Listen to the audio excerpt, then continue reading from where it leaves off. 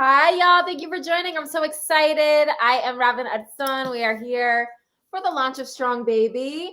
And I have got my dear friend, Dr. Chelsea Jackson Roberts, also a new mama. So she's taking time away from her little baby to come and join us today. I'm so grateful. So we're going to chat. I'm so excited to engage with y'all virtually, and let's do this. Thanks to Premier Collectibles for hosting this live signing. I have stacks and stacks of these books to sign, so you will get yours. Yes, Robin, I'm so excited for you. Congratulations. Happy launch day. Welcome to everyone. Y'all, I am Dr. Chelsea Jackson Roberts and thrilled to be joining you today to moderate this amazing event with Peloton's VP of Fitness Programming, head instructor, and my good friend, Robin Arzón. Thank you. We're here today to celebrate the launch of Robin's latest children's book, Strong Baby, out everywhere today. That's why you are here. And get a chance to ask her some questions as she signs books for everyone. We'll even get a chance to discuss a handful of the countless questions from viewers across the country that came in. So, Robin, jumping right into Let's it. do it. First, can you give us a brief summary of Strong Baby for everyone watching out there? Okay, so, can't multitask. So, Strong Baby. So it's a follow-up to Strong Mama, which is my very first children's book. And my daughter is 2 years old, and in watching her naturally just grow and go through different phases, I was observing how she is an innate athlete. Like, kids are innate movers. They're, in many ways, what we do as fitness professionals, they just do, right? Like squatting, planking, and moving and crawling. And it was really a marvel to see her. Even when she was stumbling, she was so incredibly resilient. So I wrote Strong Baby really in honoring the resiliency that lives in all of us, but especially young people. I think they are reading stories about superheroes who are already adults, right? And I want to champion these early years that they are growing and finding strength within themselves. Yeah, so beautiful. I mean, well, that was certainly the inspiration that I hear behind writing the book. What are some of the messages and overall themes that you want people to walk away with, both children and their families? What do you want them to feel when they walk? Well, for sure that movement is for everyone, that play is for most kids their first association with being little movers, little athletes. I infuse the book with my mantras, like things that I tell myself and things that I tell my family all the time, like chin up, crown on. The fact that there's a little royalty in all of us. And that when I find myself reading the book to Athena, I often receive a message that was meant for me, not necessarily for her. So there are meta messages in the book, in championing ourselves and our resiliency and our power that for sure are for little kids, but they're for the adults reading to them too. Well, I love that. And y'all, for anyone wondering if Robin is this person, this champion, this cheerleader at all times, I will never forget you coming over to visit me and Noble and Shane, and it was tummy time, and you were legit like, I was like, Noble, do you have any idea what you're experiencing? I was like, Noble, you got this. One more rep. He was there, you were there, and it was beautiful and brilliant, and it truly the embodiment of Strong Baby. And I think that this is a perfect tee up to get some of the questions from our amazing audience that wrote in. So we're already here. And I want to know, actually, Tyler from Georgia wants to know, when did your love and passion for fitness begin? Oh, wow. That's a great question because it's also a reason why I wrote this book, because I was not an athlete growing up. I was like the arts and crafts kid. I was the straight A student. I told myself the story that I wasn't good at sports. That wasn't something that was introduced to me when I was younger. So I was very intimidated by any of that. And another impetus behind the book was that I I find movement to be a superpower. And Mhm. I never wanted another little kid to tell themselves the story that they weren't a natural mover or they couldn't find their way to movement. So the long answer to your question is it wasn't until I was an adult. I was really in law school when I started walking, running, jogging, and then I started picking up weights and doing cycling classes and running marathons a few years after that. But it was certainly into adulthood that I started to consider myself an athlete, and it took me a long time to call myself an athlete. So I don't want people to have to wait that long. Yeah. And I love that you are so transparent and honest with that story, that journey, because it's so inspirational for those folks who do think it's too late. Yeah, And to it's never know too late. that you can start as a strong baby or someone who's moving through time and age. And so thank you for someone who also never felt like I was an athlete, but to see these affirmations through strong baby at an early age, so beautiful. We find their path. Like I also want kids to find their own way, right? Like it doesn't necessarily need to be in an organized sport or a sport that is with a ball. Like if it is, great. But what if it's just running, jogging, crawling, skipping? Like there are just so many ways for us to channel that energy. Yeah, yes. Well, Stephanie from Connecticut asks, were you always naturally energetic? I find I find that I have a ton of motivation, but sometimes I feel like some people are running at a much higher vibration than me, and I want to change that so I can model it for my strong baby. Oh Any wow. tips for me? Here's the That's question. that's a good question. And I want to hear Chelsea's answer to this too. Mhm, Okay, energy. Wow. So energy is currency. mhm, And it's amazing that you're aware. Like having an awareness of our own energy levels is, I think, the first step.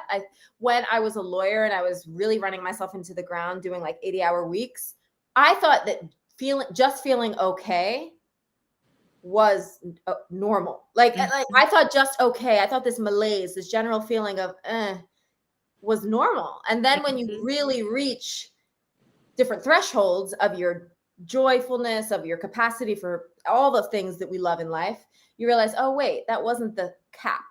So mhm, now I prioritize my entire existence based on maintaining my peace and my energy because mhm. I am a better partner to my husband. I'm a better business partner. I'm a better executive. I'm a better author when I maintain my energy with intention. So to get specific in the answers to your question, it's my sleep hygiene. I prioritize my sleep. Once Athena was sleeping through the night, I am like, goodbye. Like I am inaccessible at 9 p.m. After 9 p.m., don't even try me. And I'm asleep and I sleep around 9 hours a night. And so I have some boundaries around my sleep hygiene and as well as fueling really intentionally, making sure that I'm eating things that provide me the right sustenance and the energy.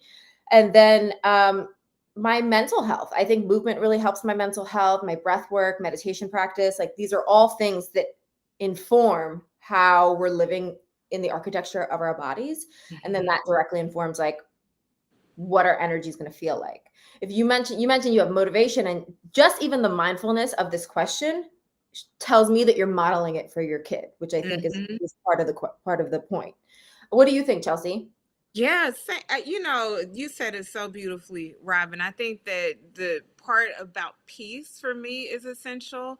I call them my non-negotiables, much like you talk about sleep and food and those necessities. That's how I feel like if I don't have those things met, then yeah, I am not, as I talk about drinking as I pour, I'm Mm, pouring empty cup for Noble, for my family. And so I think it's important for us to model even those days when we're feeling low energy. The reality is we may see you and perceive you as being high energy at all the time, but we're also human.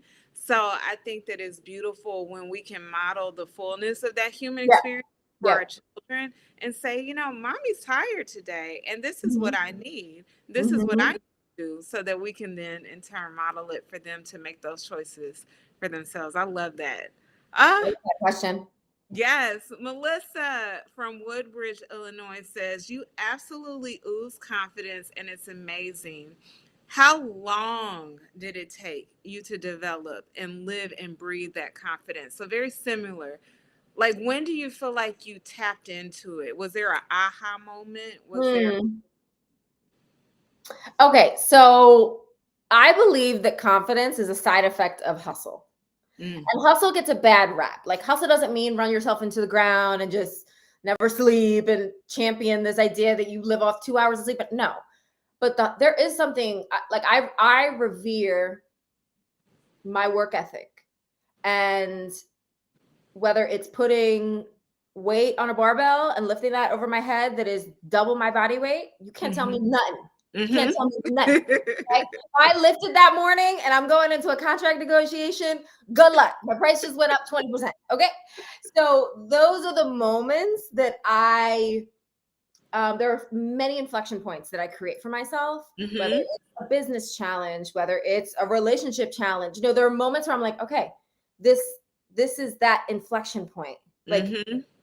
you've been readying yourself for this. Mm-hmm. So there's like a mental gymnastics that I think happens with the confidence game, but then also it's just celebrating the little wins, and then really, really, truly like remembering those little wins, not like necessarily like the big graduation day or the marriage or the all the stuff that society says is like good. Mm-hmm. It's for myself being able to keep stock and being like, no, but like you did that. Like you did that today. Like you were 5 seconds more patient. Yeah. Yeah. And those little moments build confidence. So I think it's celebrating the small victories. I do think that there is a direct correlation to our ability to sit in the friction of discomfort and see ourselves through it, whether that's in a workout, in anything that makes us, anything that we identify as a weakness. I do believe that can be a catalyst for strength. And Mm-hmm. for me, every single day, it's in my workouts. But I think a lot of areas of life can provide us that fodder for learning. Mm-hmm. Mm-hmm. Yeah. Emily from Las Vegas also wanted to know about, as a new mama. And Emily says, I'm a new mama. My little one is 3.5 months old. I'm returning to work and feeling guilty about the Mhm. fact that part of me is looking forward to going back. But I also fear I'm damaging my baby by leaving him. Any advice on how to navigate trying to have a career and being a mom? Yeah, girl. I mean, woo! I'm curious what Chelsea thinks about this. Well, I'm a few years into it. If you would have asked me this when Athena was 3.5 months, maybe I would have had a different answer. But I now have the perspective. So someone told me early on, an executive, a woman that I admire, said, if you want to continue all these things that you're doing business wise, you're going to have to get comfortable with other people loving your children, caring for your children. And I just made that choice that when I found that trusted circle, and thankfully, oftentimes it's family, it's a trusted nanny. Um, Obviously, you need the trust first, right? You need to make sure that they're cared for. But once I know that they've passed that value system into that circle of trust, I've just made the choice to allow someone else to love my kid. Mm-hmm. Because if I don't step into the fullness of my life and who I am, that is only going to encourage her to shrink. Mm-hmm. Maybe not in the moment. In the moment, if it's like, oh my gosh, Mm-hmm. mommy, where are you going? Of course, you have that pang of like, ugh, I know, I do want to Mm-hmm. stay with you. But when she zooms out, just like I zoomed out with my mom, who had a medical career as a doctor and many times missed the picnics or whatever stuff, I zoomed out and I looked at the fullness of her life. And that's really given me a massive permission slip to live into the fullness of mine. Mm. So I interrogated that guilt. Like I interrogate the mom guilt, and I actually do a pretty good job squashing it because I know that I'm still living in alignment with my value system. And the story that my family can tell and that Athena ultimately one day, hopefully, will be able to tell is one that is intentional. Yeah. Yeah. I love that, Robin. To me, what I'm hearing is we are worthy to ask for support and help. Yes, yes. And whenever I hear, I feel like the term or the phrase, it takes a village, it's almost losing its potency because it's used so much. And I don't know if people are actually moving through it, but to me, for me, the hardest part is to ask for that help and support. And what better way to demonstrate for our children that you are worthy of support in Yeah. order for me to free up the space for me to do what my purpose is in this world. And producing a beautiful book that Athena, that your new baby will then have this legacy of reminding I'm worthy Mhm. of this space and time it takes for me to live in my purpose. And Yeah. so as a new mom, I say thank you for paving that way for so many of us. So I'm with you, Emily. Lindy from Chicago has a simple question for you, Robin. What's your favorite part of motherhood? Oh, you I know, don't think that's a simple question. I don't think, well, okay. Just discovering who my kid is. Like, Mhm. she's a vibe. Like, when I'm hanging out with her, I'm like, oh, you are like 100% cooler than most of the adults I know. Like, and she's her own little, she's it, like that's just her. And it's really cool to get to know her. Like, obviously, I'm proud of how I parent her and how my husband parents her, but like, there's only so much credit we can take because that's just her. And I like getting to know her, and feeling like, okay, we're in this life together. Like, what are we going to do? Where are we going? So I think that's my favorite part is like, last night, for example, we got her a book on Stevie Wonder, like a children's book. This morning at breakfast, I said, Athena, what music do you want to listen to? She goes, Stevie Wonder. I was like, mind blown. One of my favorite artists in the world, one iconic artist in the world, and my 2-year-old is asking for Yeah. Stevie Wonder at breakfast. Like, those are the moments you can't plan, Yeah. predict, or nothing. It's just Yep. gold. So those Yep. those those moments are my favorite. I love that. Well, someone is getting very detailed and asking, they want you to spill all the tea. They ask, Carmen from New York says, will your daughter ever join you in a Peloton workout? It would be so cool to see families all working out together and have that on demand to do it with my family. I thought she I got don't know. There are no plans for that yet. I don't think. I think even maybe for Fit Family, right? I think those are the only age appropriate classes for her right now. So TBD. And also, I never want to force that on her. I want her to be old enough to like opt in to that kind of stuff. So we'll see. Mhm. Yep. I love that. That's real. Same thing. There's like this tendency where I'm like calling Noble my little yogi, my that. I'm like, Chelsea, he may not want to practice yoga at all. Who knows? Yeah, So we shall exactly. see. And I don't want to add any pressure because then it's like probably gonna run for the hills. It's like if I'm like, go for a run with mommy, and it's like, no way, I'm never running. So I just like keep all the options open. Exactly. Well, Katie from Madison, Wisconsin says, you were and still are one of my biggest inspirations and motivators in my postpartum journey. Who is your biggest inspiration and how do you stay motivated on difficult days? Mm.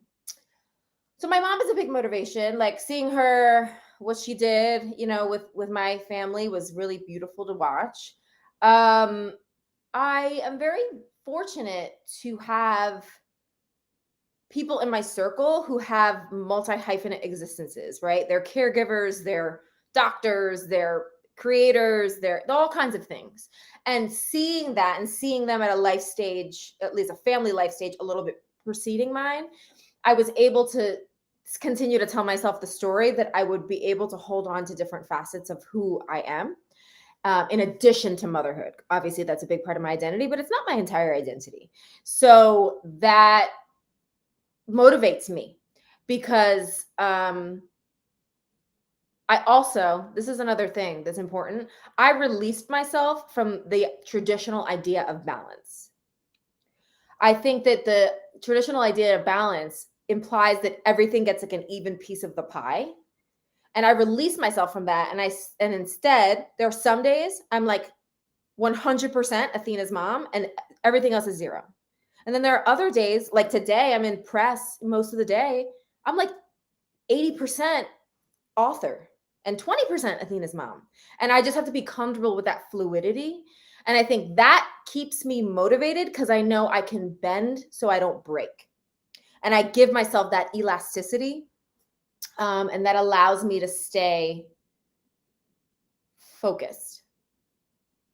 I love that. It sounds to me, Robin, that you're very honest. You're very honest with, as I step into this new identity of being a mother, I'm really realizing more and more how honest I have to be about my capacity, about my bandwidth, about the things that I'm working on. Because otherwise, if I'm not honest, it ends up just frustrating me more. It makes Mhm. me feel guilty about not Mhm.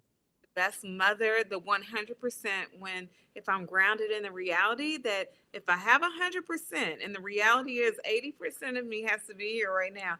I love that you are so grounded in the truth of who you are and evolving. I try. I don't always succeed, but Yeah. I try. Yeah, absolutely. Well, we have a good one from Liz from Phoenix, and she says she's been following your journey since you were in Runner's World in 2017. Aw. And she runs ultras too and loves having a fellow mama who knows how it is. And her question is, like you, I was very active during my pregnancy. I ran 15 miles a day. I went into labor. I Wow. run. That's awesome. Look, I had to like place the emphasis on what I just read. I ran 15 I miles love a that so much. day. The day I went into labor, I run for and with my baby. Yet, even though I was completely safe and my baby was healthy, I was constantly told by my friends and family that I was going too hard with my mileage and I would hurt my baby, even though my doctor was completely supportive of my training. Now, as a fellow mother runner, how do you respond to people when they say things like this? Pregnancy is powerful, and I'm stronger than ever during postpartum. That's amazing. Um, I mean, I have blinders on. I don't listen to any of that. I don't. I mean, okay, yes. You obviously checked the medical box. You got that okayed. What? That's it. That's all Mm-hmm. they need to know. Yeah.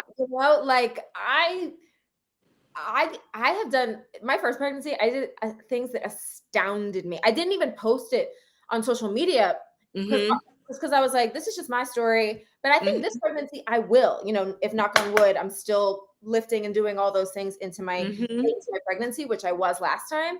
And it wasn't out of my movement practice, my running, my lifting was at a very high level before pregnancy. I maintained a pretty high level all throughout pregnancy. And Mm-hmm. it was out of capability, not ego. Right. So Mm-hmm. you're not going into a training session or a run thinking like, I'm going to PR today just because I'm the best. Yep. No. You Oh, better wow. not.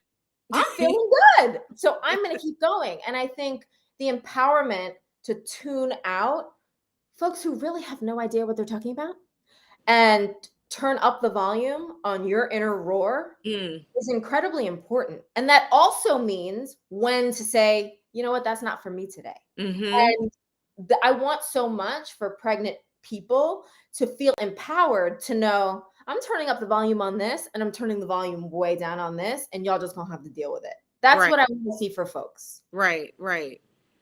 Robin, you were spot on with what Kendra. This was actually about to be my final question because Kendra from Virginia asked, "What your number one piece of advice to and for all the new moms out there? What would that number one?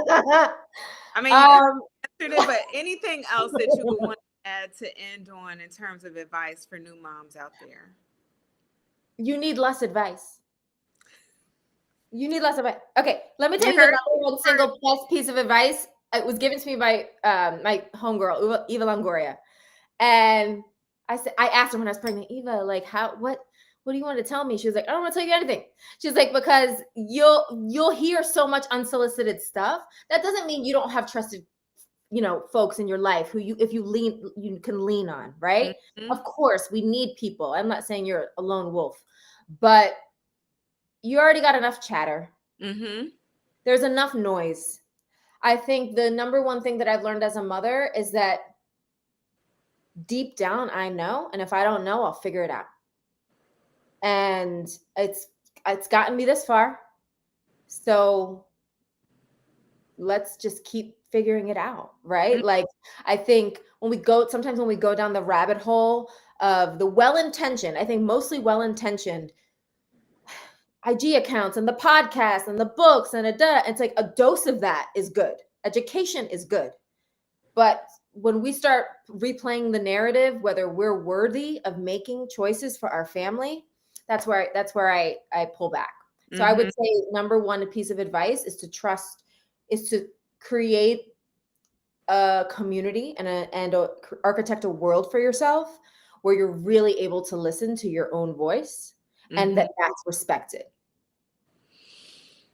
And my Robin, it is always an absolute honor and pleasure to speak with you, and especially on a day as auspicious as you're a strong baby, y'all. I think everyone who wrote in, including the folks that we didn't get a chance to ask your questions, thank you for joining and watching and celebrating this fabulous human, a person. Oh, thank you. Thank you so much. So excited. Robin's been signing a lot of books. So anyone watching, looking for a gift, can purchase another signed copy at premiercollectibles.com/strong baby. Robin, I want you to end here. I want us to hear your voice. So we're going to close with whatever you have to say. I just want to say thank you. Thank you. Well, seriously, Chelsea, thank you for joining. Thanks for everybody for joining. Time is a non-renewable resource. I appreciate you taking the time to listen to this chat. And as always, like, building community with y'all and like for our youngest community members is something that I never imagined I would do. I didn't know I would become a children's book author, but I believe that storytelling is one of the most powerful things that we can do. And it's really a great honor to have written something that will be in your homes and, be at story time. So thank you for supporting, and big thanks to Premier Collectibles for having me, and can't wait for y'all to get your signed copies. I'll see y'all soon. Bye, everybody. Thank you.